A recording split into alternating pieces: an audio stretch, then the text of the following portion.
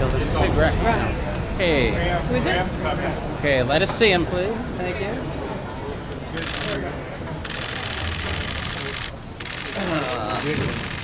So, Step up just a little bit. yeah. How do you feel after the briefing today, sir?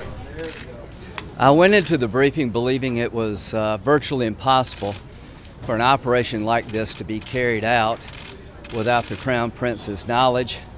I left the briefing with high confidence that my initial assessment of the situation is correct.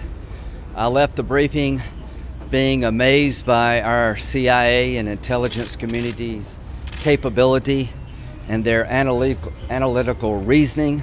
The CIA, in my view, rose to the occasion in terms of informing the Congress about what happened on October the 2nd, what's happened since, and what happened before. So I am very satisfied with the briefing.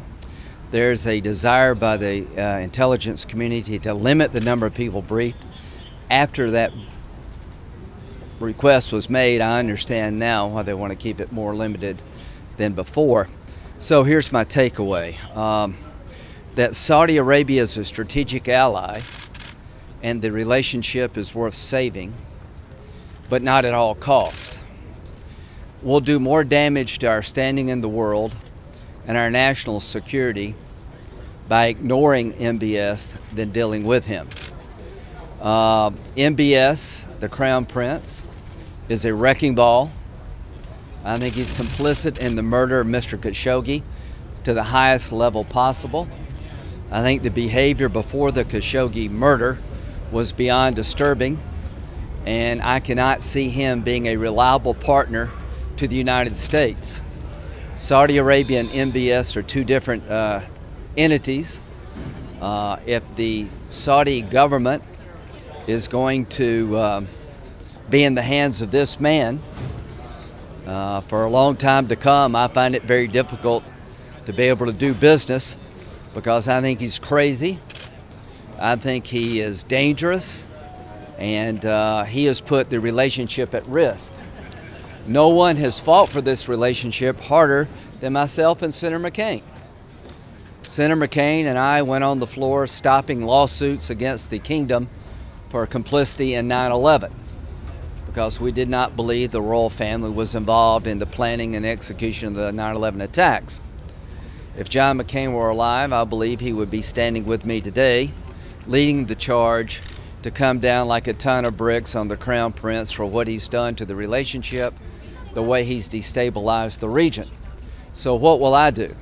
I will try to work my colleagues on both sides of the aisle to send a statement before the end of this Congress that in fact the Crown Prince was complicit in the murder of Mr. Khashoggi, that during his tenure as Crown Prince he's put the region in chaos and has undercut the relationship, and I cannot support arms sales to Saudi Arabia as long as he's going to be in charge of this country.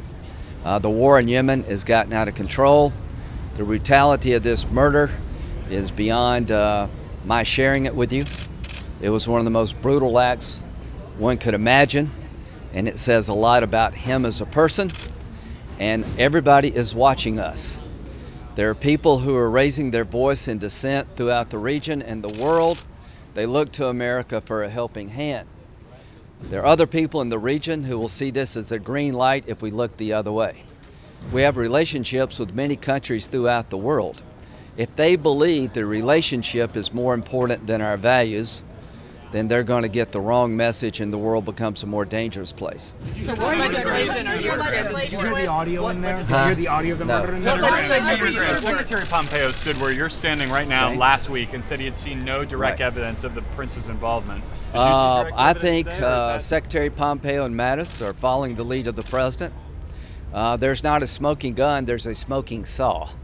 You have to be willfully blind not to come to the conclusion that this was orchestrated and organized by people under the command of MBS, and that he was intricately involved in the demise of Mr. Khashoggi.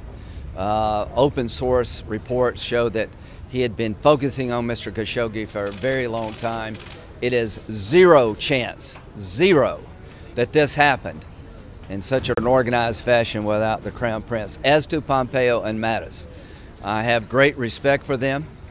I would imagine if they were Democratic, in a Democratic administration, I would be all over them for being in the pocket of Saudi Arabia. But since I have such respect for them, I'm going to assume that they're being good soldiers.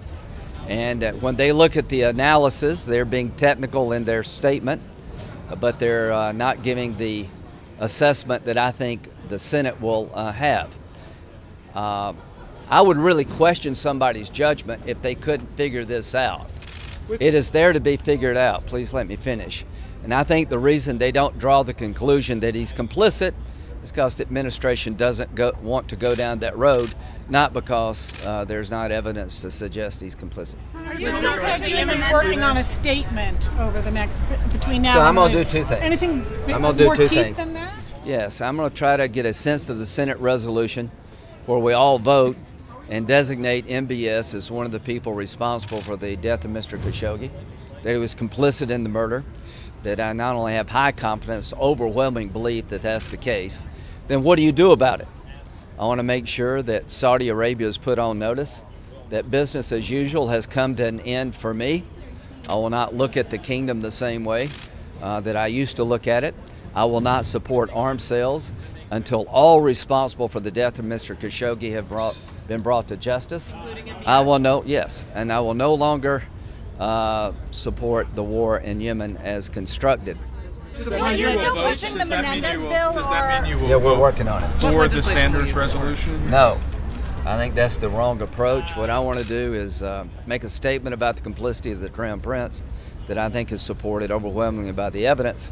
Then I want sanctions imposed, global Magnitsky Act sanctions against those responsible, and I want to put the world on notice that if you align yourself with the United States, you try to integrate your economy with ours, you try to do joint military operations, there's a certain expectation you have to meet. And one of those expectations is that you will not be involved in extrajudicial killing of a journalist in the most brutal fashion. And if we don't send that message, we're really making the world a more dangerous place. President Jeremy Corker, could you come to the mic? Senator Corker. Where is Corker? Oh, here he is, right here.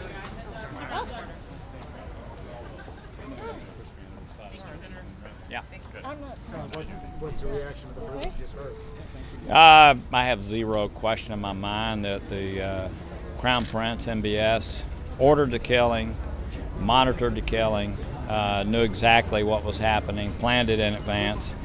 If he was in front of a jury, he would be convicted in 30 minutes guilty.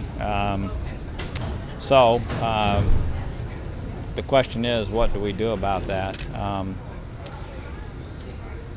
So far, it's unfortunate, but I think they feel like this is something that's coming past because the administration has not spoken to this in a way that it has spoken to it in a manner that really gives them immunity. And so what the message is to him and those around him is that you can go around killing journalists.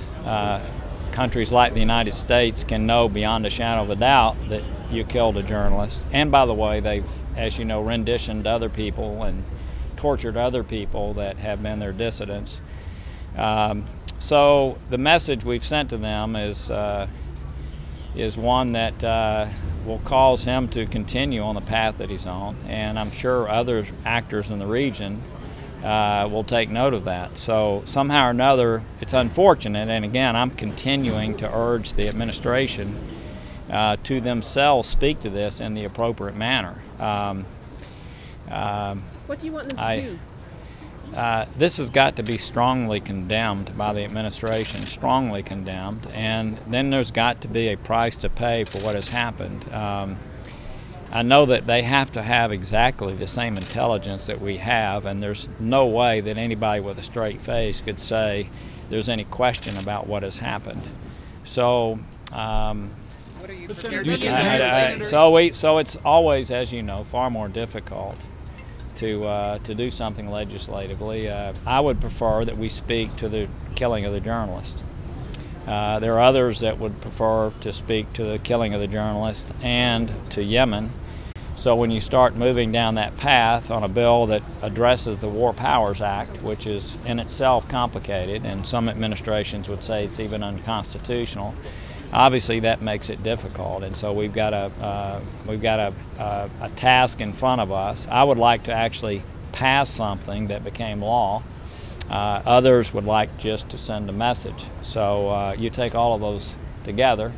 Be much better if the commander-in-chief would stand up and say to the world, we don't condone the killing, the ordering and the killing and dismemberment of journalists. We don't condone that, and therefore we're going to take these steps. That doesn't appear to happen. I hope it hasn't appeared to happen yet. I hope it happens in the next couple of days. If it doesn't, we've got to figure out a way to address it, and that makes it much more difficult. Are you considering the country's economic interests more important than what you Well, first of all, the amount of equipment they're buying is not anywhere near the number that has been laid out. So the economic piece of this is, it's not even close to the numbers that have been laid out.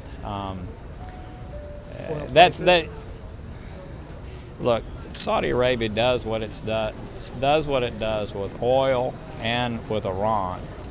They do what's in their best interest, okay? So, as you know, you saw recently where they're negotiating to curtail the amount of oil production because prices are where they are. So to think that they do what they're doing with oil or they do what they do with Iran because of us is a misnomer. It's in their own interest to do what they do in both cases. Senator, are you planning to be willfully blind I'm sorry, you can't say with a straight face that this you cannot wasn't say done. with a straight face. So how do you square what Mike Pompeo said standing at these microphones last week, that there's no direct evidence of this, and how do you square the two briefings you got? Let me just over the put it last this week? way: if the Crown Prince went in front of a jury, he would be convicted in 30 minutes. Of murder? Yes. Why isn't the Yemen resolution something that does have teeth? One of the right ways to try to punish Saudi Arabia. Which one? The Yemen resolution. Well, the Yemen resolution gets into a war powers situation, and the administration can easily turn right back around and say we're not involved in hostilities. We're not refueling their equipment right now. That has stopped. So we're selling them bombs. We're selling them bombs, and the purpose in selling those bombs is to keep them from killing more innocent civilians because they're really poor at conducting military operations. They're very poor at conducting military operations. So, anyway, I don't want to debate that with you right now. What I'll say is there's complications with that. And I'd like to figure out a way to have a consensus amendment. It may not be doable, but that's what we're working on. And we're working. And the reason it's difficult is there are some people that would like to speak only to the killing of the journalist. There are other people that want to speak to the Yemen issue at large. Trying to pool that together in a manner that unifies Congress is difficult. It would be really easy for the president to walk out into the press room today and just state that that MBS killed a journalist. We know he killed a journalist. We know he ordered it. We know we know that he monitored it. These are all people that are very close to him, and that is not acceptable per American standards. And going out, by the way, and getting other people in other countries and renditioning them back to the country and torturing them just because they happen to have a different point of view as to the regime is also inappropriate. So I think the message to them is, look, this is something that we can get away with. The greatest country on earth and its leader has said it's okay for us to get away with this. We're going to continue doing it. Does it make you sad the president went on that and say that today? I don't want to use the word sad. I'm urging in a positive way that they take action themselves because it would be, I don't know, we'll see. Thank you, sir. for your help. No Very problem. kind. It's a pleasure. Always a team player, that Trish.